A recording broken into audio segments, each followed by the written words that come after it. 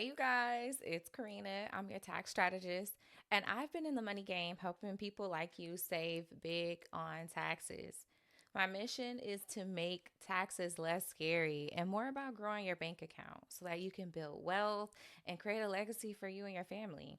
So, what we're going to do is crush some of those tax worries that you have, and we're going to build your financial future together. Sales tax can be a maze for a lot of online businesses. Trust me, I know it is something that it takes a lot of getting used to and understanding. And once you actually have the concept down and you have your flow in your system, then it becomes something that's second nature to you that is out of sight, out of mind kind of thing, but not always out of mind, just out of sight. So, from understanding what Nexus is to staying compliant with it and learning everything you need to know to navigate some of these complexities of the digital sales tax is what we're going to talk about today. In this ever changing, evolving landscape of e commerce, one of the most scary challenges online business owners face with navigating sales tax is going to be nexus, which really determines what your tax obligation is based on what your business connection to a state is. And it has really grown and expanded significantly since we've been doing digital stuff and online digital products. So, keeping up with these changes is going to make sure that you stay compliant and you can feel like you're completing a task, okay? It's going to be crucial for you to avoid some of these penalties, making sure that your business obviously thrives because that's what we want. So, if you're ready to talk about Nexus and dive into some of the essentials, let's get it. So, understanding sales tax and Nexus in today's digital age, what is Nexus? Everybody asks, what is Nexus? Nexus is going to be one of those legal terms that is going to refer to basically a physical presence or connection in a business that a business has with a state. Okay. So this is going to be required for a business to collect and send sales tax that are made on a sale from a customer in this state. So to give you an example of what economic nexus is, let's say that you run a online store business selling handmade jewelry, like on Etsy, based out of Texas, but you sell nationwide. Even though you have no physical presence in California, you've officially crossed the economic nexus threshold, requiring you to register and collect for any future sales to California customers. Okay. How do I stay compliant managing some of these tax obligations or anything? Well, when it comes to registering, you want to register for sales tax permits.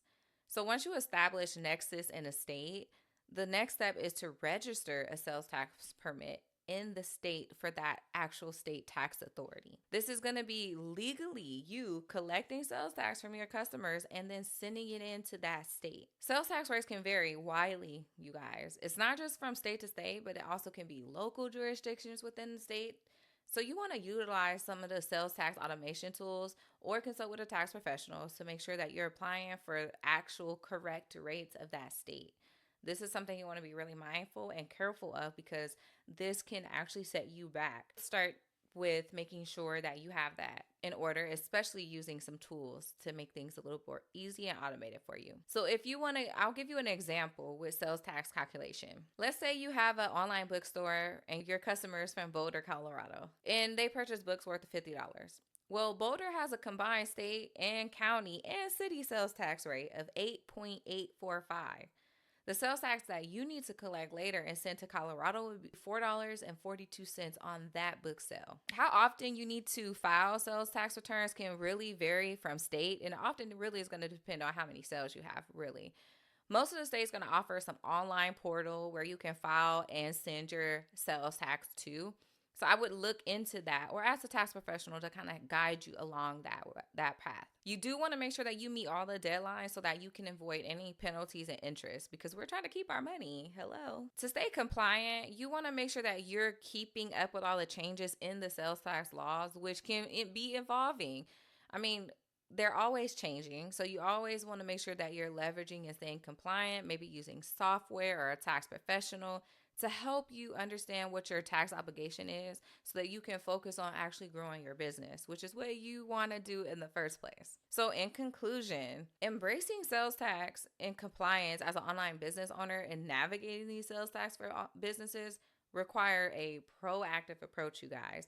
And this is going to be something that you can adapt to because there's always going to be some changes and regulations, but at least you got the first part done. And understanding nexus and maintaining compliance are going to be a non-negotiable thing in running your successful business in this digital marketplace. By embracing some of these responsibilities, you're going to be leveraging available resources that you have to you. You can also make sure the sales tax becomes manageable for your part of your business, make it more of like an operational workflow so that you're not dreaded to do this along the way, and it's just a part of what you do as a business owner. It doesn't have to be something that you do alone. You can use tools, you have software, you have professionals, and I would look into getting some community of some other entrepreneurs who all have digital assets that you guys can feed back and forth off of each other, get some ideas and see what they did. So here's to mastering some complexities of sales tax and steering your online business towards continued success. If you have any questions and you want to know a little bit more about sales tax, or you feel like you've done this completely wrong, or you're just finding out how to navigate these waters and you just want some guidance from a tax professional, we do offer free 15-minute consultations to understand where you are, to see if there's any potential for us to advise you of these things so that you can do your business and start off on the right track. Like this content, please make sure that you guys subscribe, share this with someone that can benefit from this. And also, if you have any things and tips that you currently do, please leave them in the comments. We would love to hear from you. And until next time, see y'all soon.